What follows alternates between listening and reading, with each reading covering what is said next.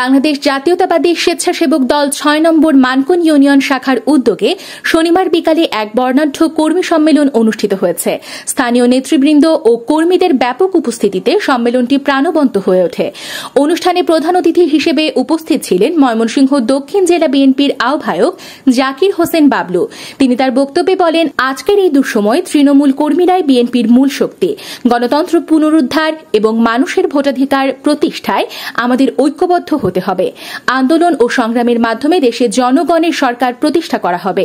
সম্মেলনের উদ্বোধক ময়মনসিংহ দক্ষিণ জেলা স্বেচ্ছাসেবক দলের আহ্বায়ক শহীদুল আমিন খসরু বলেন, স্বেচ্ছাসেবক দল সবসময় গণমানুষের আন্দোলনে অগ্রণী ভূমিকা পালন করেছে।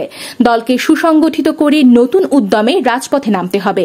অনুষ্ঠানে বিশেষ অতিথি হিসেবে বক্তব্য দেন মুক্তাগাছা উপজেলা বিএনপির আহ্বায়ক হাবিবুর রহমান খান রতন, সিনিয়র যুগ্ম আহ্বায়ক কামরুজ্জামান লেবু, সাবেক পৌর মেয়র শহীদুল ইসলাম শহীদ, যুগ্ম আহ্বায়ক AKM জাহাঙ্গীর হাসান, যুগ্ম আহ্বায়ক হাফিজুর রহমান খান মঞ্জু, মানকুন ইউনিয়ন বিএনপির আহ্বায়ক ফেরদৌস হক হীরা, মানকুন ইউনিয়ন বিএনপি সিনিয়র যুগ্ম আহ্বায়ক ও চেয়ারম্যান শহীদুল ইসলাম তারা প্রমুখ।